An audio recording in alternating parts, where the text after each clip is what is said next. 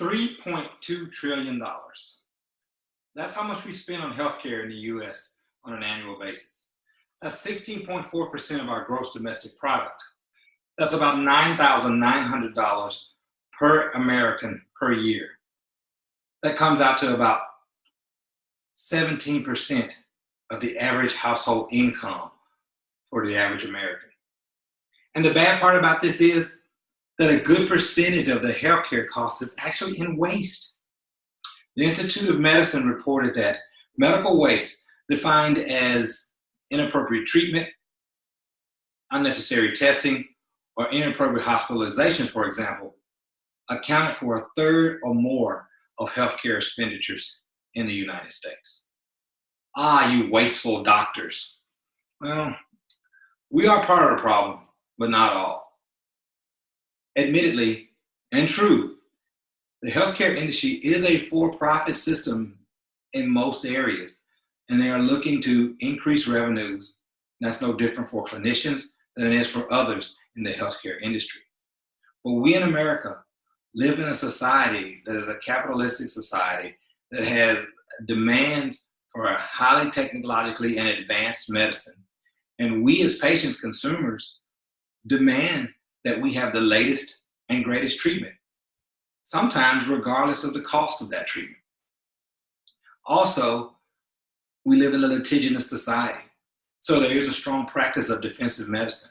And defensive medicine is defined as ordering of test or treatment that's not necessarily the best outcome or provide the best care for the patient, but provides the best option for the provider in case the patient becomes a plan.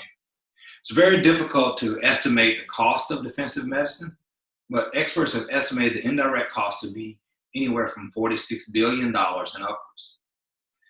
Dr. Michael Rothberg and his colleagues did an interesting study that was published in the Journal of American Medical Association in April of 2014.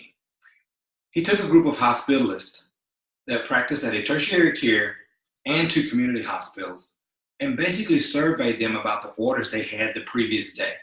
They ranked those orders on a scale of 0 to 5 in defensiveness, with 0 meaning the order had no medical defensive implications at all. 1 was slightly, 2 was somewhat, 3 was mostly defensive, and 4 was a completely defensive test or treatment. The results show that 28% of the orders done by those hospitalists were at least slightly defensive, and 2.9% was completely defensive. It matters not what the root cause of medical waste is. Reduction of medical waste should be a primary focus of any healthcare reform. And we have one simple tool that is very underutilized in the reduction of medical waste, and that is the clinical decision rule. Clinical decision rules are rules that are utilized at the bedside by providers to help them with therapeutic and diagnostic testing.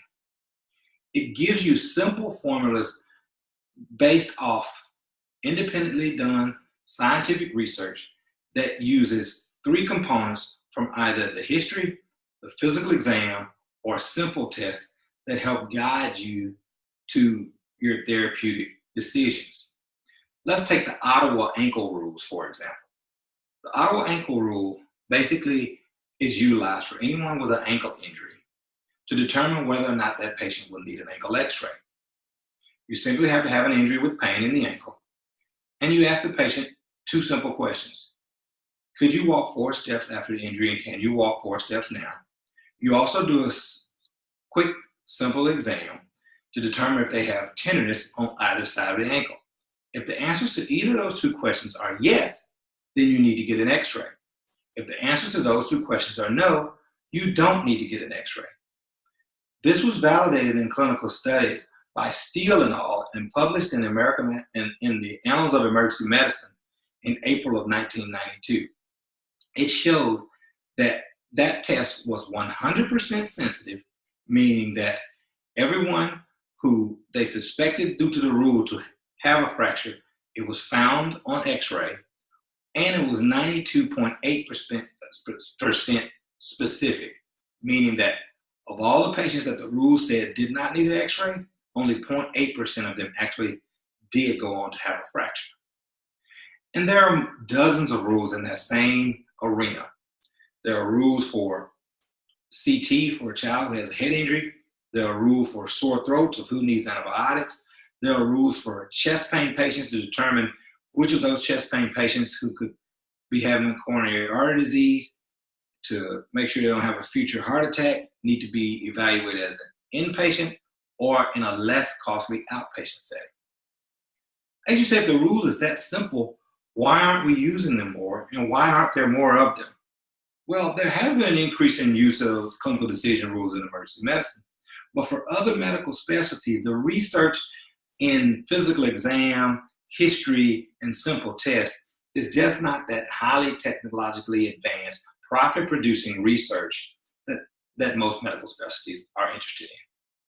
There needs to be more governmental and insurance and third-party payer support for research to produce more clinical decision rules.